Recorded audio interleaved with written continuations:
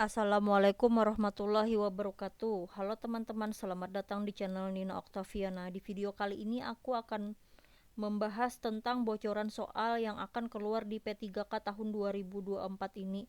Ini masih prediksi ya teman-teman, tapi semoga aja nanti keluar.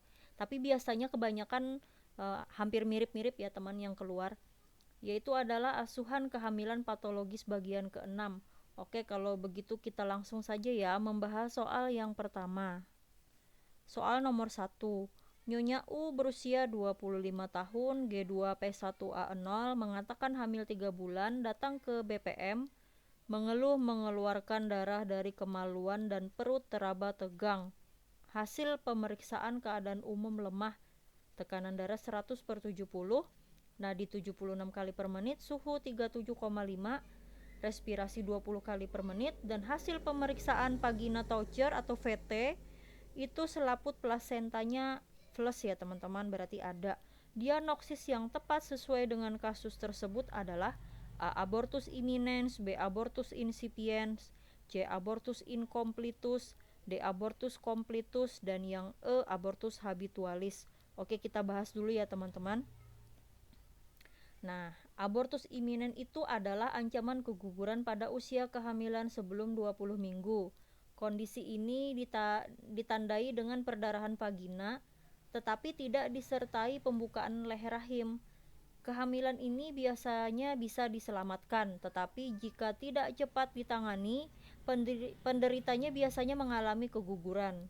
Kalau abortus insipien adalah gugur kandungan yang sedang berlangsung, di mana ekspulsi hasil konsepsi belum terjadi, tetapi telah ada dilatasi serviks atau pembukaan.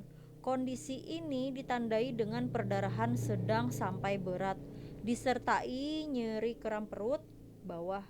Hamil pada kondisi ini tidak dapat dipertahankan lagi. Kalau abortus incompletus adalah keguguran yang tidak lengkap, di mana jaringan dari kehamilan masih tertinggal di rahim. Harus ditangani segera dengan dilakukan kuretase oleh dokter SPOG.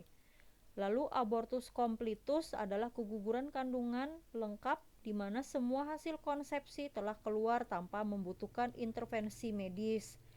Lalu abortus habitualis atau recurrent pregnancy loss, yaitu keguguran berulang, adalah abortus spontan yang terjadi 3 kali berturut-turut ya teman-teman, atau lebih secara berturut-turut, dan usia kehamilan kurang dari 20 minggu dengan berat janin kurang dari 500 gram. Nah, seperti itu ya teman-teman pembahasannya. Jadi dari soal kasus di atas ini dilihat dari gejala-gejalanya itu keluar darah dari kemaluan, kemudian perut teraba tegang. Nah, ini pada umumnya ya teman-teman, yaitu dilihat dari hasil pemeriksaan VT itu ada selaput plasentanya ya teman-teman.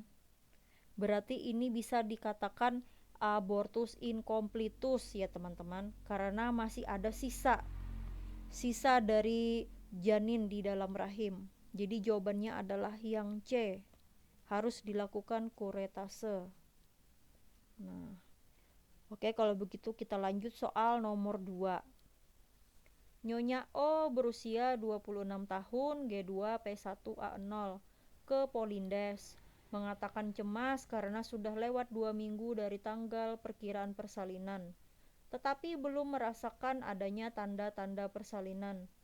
Hasil pemeriksaan keadaan umum baik, tetapi belum ada merasakan tanda-tanda persalinan. Hasil pemeriksaan keadaan umum baik, kemudian tanda-tanda vital dalam batas normal, pemeriksaan Leopold TFU 41 cm, dan kepala masuk PAP, serta pemeriksaan DJJ 140 kali per menit teratur. Asuhan yang tepat sesuai dengan kasus tersebut adalah A. Rujuk ke rumah sakit, B. Berikan induksi persalinan, C. Anjurkan kalian berjalan-jalan, D. Tunggu tanda-tanda persalinan, dan yang E. Konsultasi dengan dokter SPOG. Nah, di sini ya teman-teman sudah lewat ya dari tanda-tanda sudah lewat ya dari tanggal perkiraan persalinan. Jadi ini asuhan yang tepat yaitu adalah segera rujuk ke rumah sakit pasiennya ya teman-teman. Jadi jawabannya itu adalah yang A. Oke, kita lanjut lagi soal nomor 3. Nyonya P berusia 40 tahun, G4, P2A1. Hamil 3 bulan ke BPM, mengeluh nyeri hebat pada perut bagian bawah dan mengeluarkan darah. Hasil pemeriksaan keadaan umum lemah, tensinya 90/60, nadi 70 kali per menit, suhu 36 derajat Celcius, pernapasan 18 kali per menit. Hasil pemeriksaan VT Forsio menutup, nyeri goyang Forsio plus. Diagnosis yang sesuai dengan kasus tersebut adalah A. Solusio placenta, B. Mola hidatidosa, C. Abortus incipient, D. Abortus imminens, dan yang E. Kehamilan ektopik terganggu. Nah, di sini kan ya teman-teman, pasiennya itu mengeluh nyeri hebat pada perut bagian bawah, kemudian mengeluarkan darah. Tapi waktu di VT Forsionya menutup dan ada nyeri goyang Forsio. Nah, di sini yang sangat menekankan sekali nyeri goyang Forsionya ya teman-teman. Kalau plasenta previa itu bukan, itu terlepasnya plasenta dari dinding rahim saat janin masih di dalam rahim. Bukan, mola hidatidosa itu juga bukan, ini hamil anggur. Abortus incipient juga bukan. Kemudian abortus imminent juga bukan. Tadi kan baru saja kita bahas ya teman-teman tentang abortus. Nah, jadi jawaban yang tepat itu adalah kehamilan ektopik terganggu. Karena di sini yang paling menekankan sekali dari kasusnya itu nyeri goyang Forsio saat dilakukan pemeriksaan dalam. Jadi jawabannya adalah yang E. Jadi harus cepat segera dilakukan dirujuk ke rumah sakit ya teman-teman kalau ini pasiennya di BPM. Oke, lanjut soal nomor 4. Nyonya D berusia 38 tahun, G2, P1A0, hamil 7 bulan ke BPM, dengan keluhan mudah mengantuk, sering merasakan pusing, dan pada pandangan mata berkunang-kunang. Hasil pemeriksaan keadaan umum lemah, tensi 110/70, nadi 80, respirasi 16 kali per menit, suhu 36,5 derajat Celcius, dan pemeriksaan HB 8,7 gram %. Komplikasi yang bisa terjadi pada janin sesuai dengan kasus tersebut adalah, nah di sini HB-nya 8,7 gram % ya teman-teman. Berarti ini sudah termasuk kategori anemia sedang ya teman-teman. Jadi harus dilakukan transfusi darah dan dirujuk ke rumah sakit. Nah, itu biasanya komplikasi yang terjadi pada janin itu biasanya ya teman-teman, kalau BBLR ini kurang tepat, IUFD juga kurang tepat, kemudian IUGR. Nah, kalau IUGR ini biasanya itu berat lahirnya itu ya teman-teman kurang. Biasanya itu yang paling tepat itu ini ya teman-teman.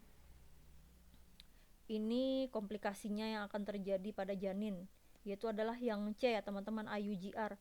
Kalau spina bifida ini terjadi cacat janin ya teman-teman, ini juga tidak tepat. Kemudian makrosomia ini bayi besar ya teman-teman, karena ibunya itu gula darahnya tinggi ya teman-teman. Jadi ini juga tidak tepat. Jadi jawaban yang tepat itu adalah yang C, IUGR. Oke, kalau begitu kita lanjut lagi soal nomor 5 atau soal yang terakhir. Nyonya A berusia 24 tahun, G1P0A0, hamil 8 bulan ke BPM, mengeluh, sering merasakan mudah lelah, sering buang air kecil, dan sering minum. Hasil pemeriksaan tanda vital menunjukkan tekanan darah 120/80, nadi 80 kali per menit, suhu 37 derajat Celcius, dan pernapasan 20 kali per menit. Ada odem kaki, bengkak di kaki. Kemudian pemeriksaan penunjang yang sesuai dengan kasus tersebut adalah urin rutin, urin protein, urin lengkap, urin reduksi, dan yang E urin sewaktu. Nah, di sini kan ada pembekakan di kaki ya teman-teman, atau odem kaki. Nah, jadi di sini pemeriksaan penunjang pada kasus ini yang paling tepat itu adalah yang D ya teman-teman, urin reduksi. Jadi jawabannya adalah yang D. Oke teman-teman, segini dulu ya soal dari aku. Nanti aku akan membuat soal-soal terbaru lagi di video aku selanjutnya. Pokoknya simak aja terus, ikuti terus, jangan lupa subscribe, like, share, dan komen.